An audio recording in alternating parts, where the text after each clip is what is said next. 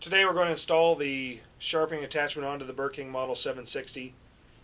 First thing you need to make sure you do is disconnect the AC power from the unit. Next we're going to go ahead and open the cover. We're going to take off the abrasive belt.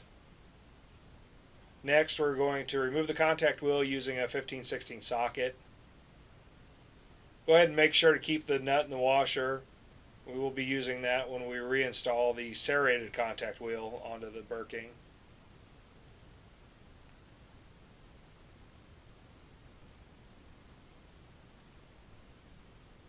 Next, take a 3/16 Allen, remove the contact wheel guard. Your kit may or may not include a new guard for this, depending on which one you ordered. If you ordered the chainsaw bar straightening attachment, that does come with a new guard for that. So if not, you will just reuse your old one. Go ahead and remove your work rest arm and work table. Next, we're going to remove the 2 1/2-inch bolts that secure the frame to the base plate. Here we're going to mount a drilling fixture. The attachment requires a hole in the frame at a precise location. So if you go ahead and remove them, make sure to keep them. We will be reinstalling them later. The fixture was shipped with your kit.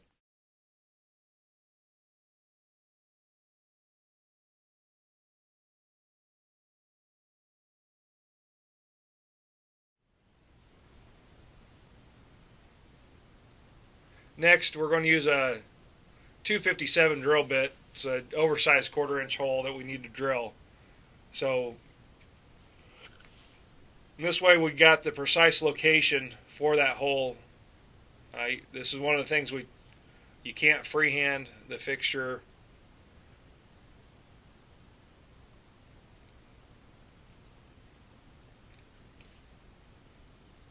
Okay, now that we're done drilling the hole, go ahead and remove the drilling attachment.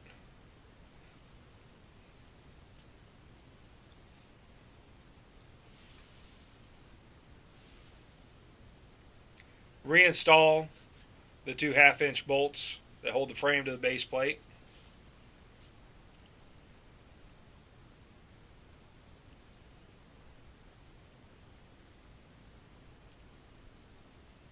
You want to go ahead and tighten them down right now. We will not need to go back in there.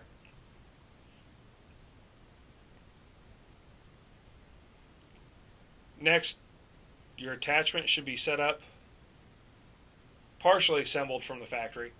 Make sure it has a washer, a large round washer. It goes on the back side in between the frame and the support bar. Then take your 1/4-inch bolt that comes with the kit, place it through the hole. Make sure that the arm is slid all the way up against the bearing housing, and on the opposite side, that's where you will go ahead and tighten down with the nut.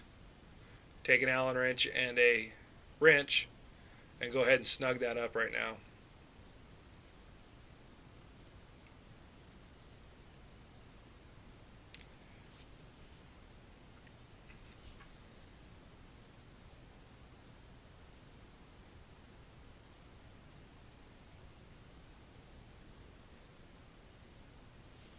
Alright, now that everything on the attachment's tightened up, you'll go ahead and if you have a new guard that came in your kit for the chainsaw bars, you'll go ahead and throw that on now.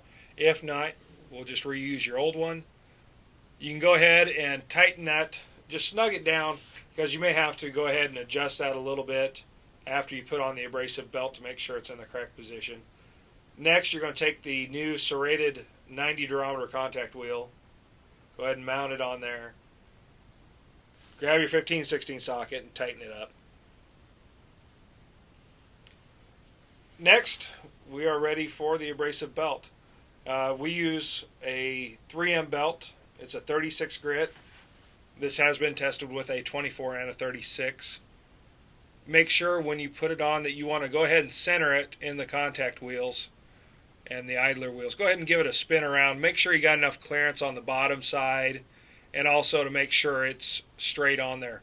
There's not a whole lot of clearance on the left-hand side of the attachment to minimize the pinch point. So if the belt wants to track off when you start it up, there's a good chance that's going to run into the side of the attachment. Next, if you put on a new contact wheel guard, this is the attachment for the chainsaw bars to straighten them up. It gives you a perfect 90-degree angle to the backup platen, no matter how it's set. So that pretty much finishes it up. If you got any questions, go ahead and call the shop here at Burr King, and we'll help you out.